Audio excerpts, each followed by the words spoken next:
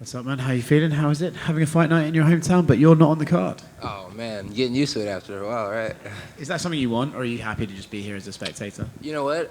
I used to not want to fight in Texas because they had like a zero tolerance for marijuana. I think that's changed a tad bit, so I'm super down. I love that's your priority, right? Yeah. So next time out, we're going to welterweight, right? How's the move going? How's the weight feeling? How's it all going? It's going pretty good. Actually, I'm ahead of schedule for where they want me to be at on the charts. You know, you have a certain weight you have to be at every Friday, and I'm a little bit ahead. I'm a couple days ahead, a week ahead, so it's not bad. It's going pretty good. Losing the weight really smooth.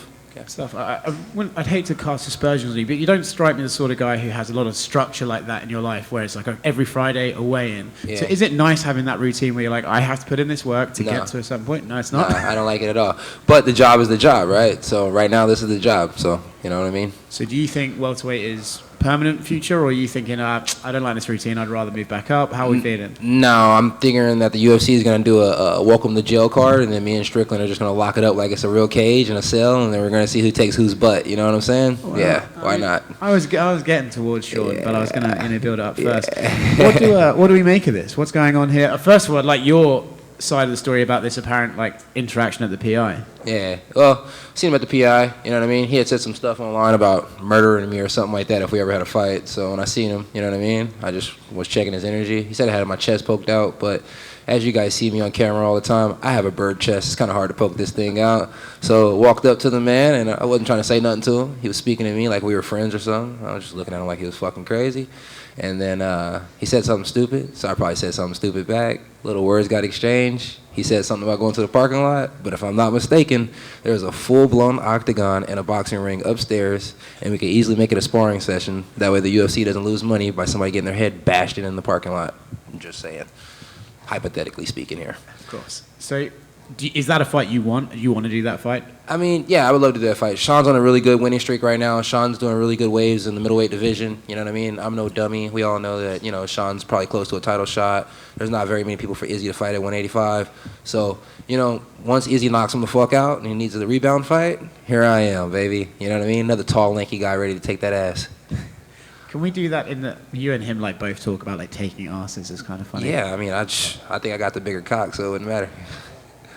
I'll ask him next time I see him. Do you think we need to have that fight in the Apex so we can hear you guys in the cage? Nah, man. You guys just, you know, you got people that read lips and put the subtitles after, so you guys watch it 3 or 4 times and get a couple million views, you know?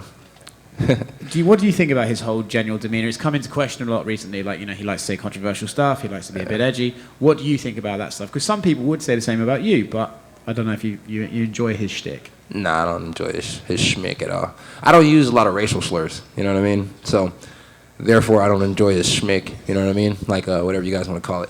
So, no, I'm not really a big fan of Strickland, just because of the way he chooses to word things. But the guy does have a beautiful jab. He knows how to slightly step out of the pocket, and he's a pretty smart fighter. If you look at the people he's lost to, it's been some pretty good people. So, yeah, nothing against the guy, nothing against anybody in the division. Still a fan of the sport, but some of these guys are complete dickheads.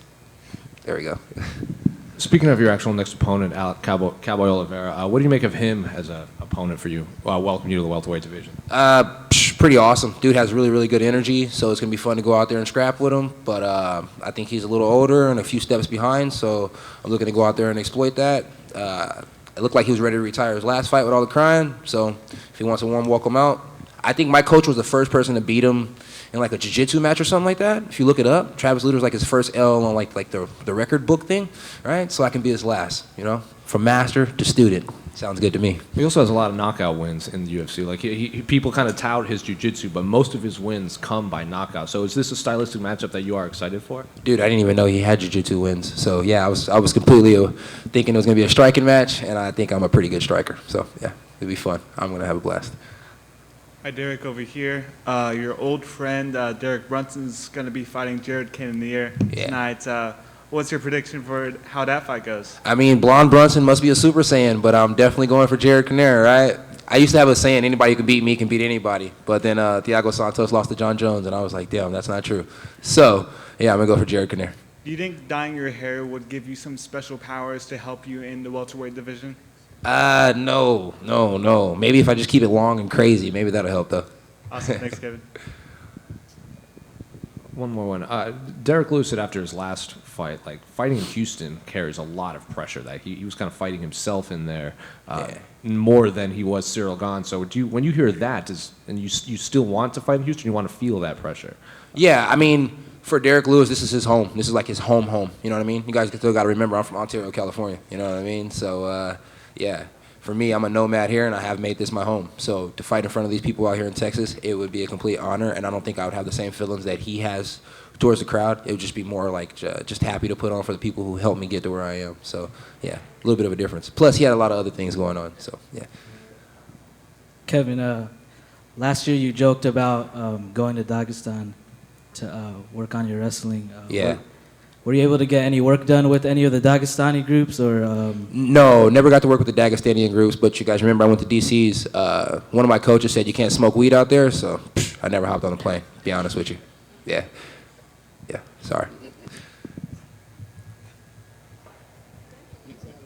See that? Too many weed comments. I got kicked off the mic. Bye. Guys.